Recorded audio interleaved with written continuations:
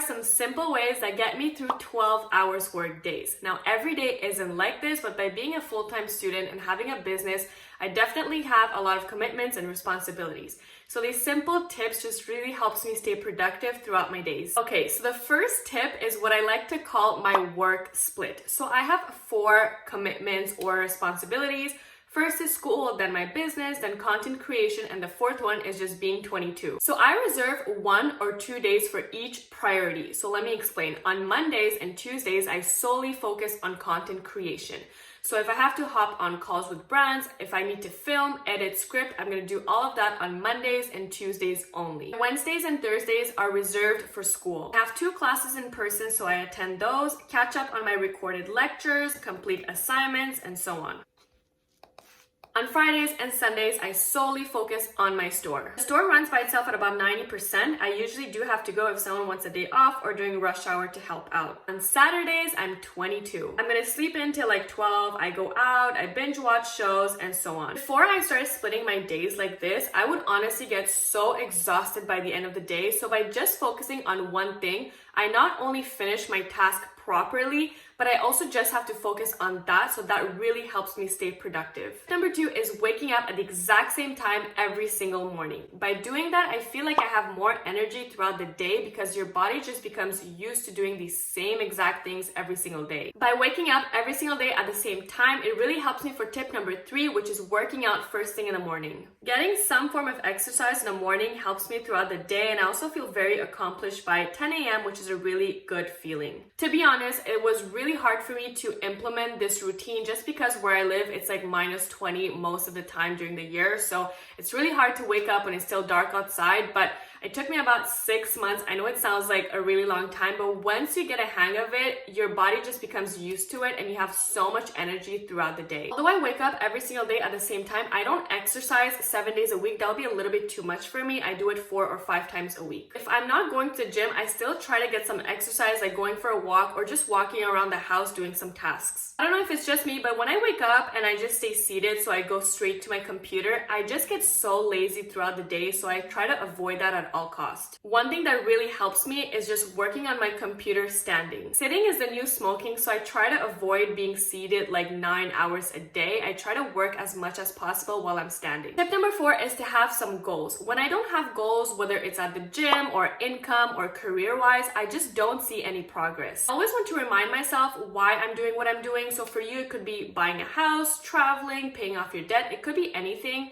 What I recommend you do is create a vision board and just put it near where you are most of the time. You can also set it as a screensaver, but the more you see it, the more you have a constant reminder as to why you're doing what you're doing. Next tip really helped me with my previous tip, and that's journaling. I went through over 20 journals in the past few years, and I finally found one that has a good mix of productivity and also gratitude, so I'm gonna link it down below. It's from Amazon. There's something about journaling that just really helps. I don't know what it is, but it truly works. It's also a really good way for you to keep track of not only your progress, but also just to remind yourself of your goal and your why. Tip number 5 is to have a good work atmosphere. Before I created a little office space for myself, I would work from the couch or from my bed sometimes, and honestly, I was just not productive. It may work for some people, but for me, it just kind of made me feel lazy, and I would honestly kind of like just doze off sometimes. If you sit for a really long amount of time, I highly recommend getting a backrest for your chair because it also helps you with your posture. Okay, for tip number 6, I feel like a lot of people are just gonna think I'm exaggerating, but it is truly life-changing. Just hear me out. Unfollowing people on social media that serves you no purpose. I actually did this a few years ago before I even started posting on social media on business and finance, which by the way, you should subscribe down below for more videos like this. But I just unfollowed people that would just post their outfits, post their food, their parties, all that. It was just not interesting to me. And in a way, I started comparing my life to theirs. And it didn't really push me, it actually just put me down most of the time. I understand that what we see on social media most of the time, it's fake, but there's also something about just constantly seeing those.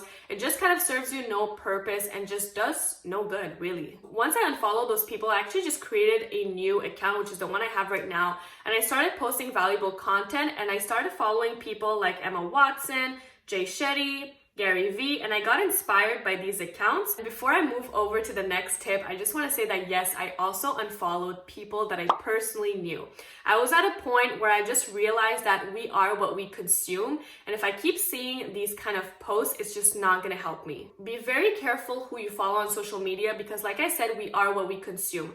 What we see, what we think, what we hear constantly is what we become. Okay, the next tip is downloading some specific apps. So I use Microsoft To Do for all my daily and weekly tasks. You can organize your tasks however you want. I also use the Flora app, which basically limits you to use your phone. If you spend a lot of time on your phone, it probably takes away some time of your productivity, so just make sure to limit that time. The final few things are pretty self-explanatory, but it does take a long time to implement them, so don't beat yourself up if you've been trying and it's not working. It took me like a year to really implement everything I just mentioned. The next one is having a good diet. Eating too much processed food will make you tired. I'm sorry, I don't know the science behind it, but I did notice a major difference when I stopped eating a lot of processed food in my energy levels. The next thing is the hours of sleep you're getting. Everyone is different. Some people function on 5 hours, others function on 8. Personally, my sweet spot is like 7 hours a night. I have a friend that for her 5 hours is more than enough for her to be super productive throughout the day. Unfortunately, that's not me. So whatever you need in terms of rest time, just make sure you get that. I really hope this video was helpful. If it was, please make sure to give this video a thumbs up, and I hope you subscribe for more videos like this. Please let me know in the comments down below what else you would like to see. Again, thank you so much for watching, and I'll see you in my next video. Bye!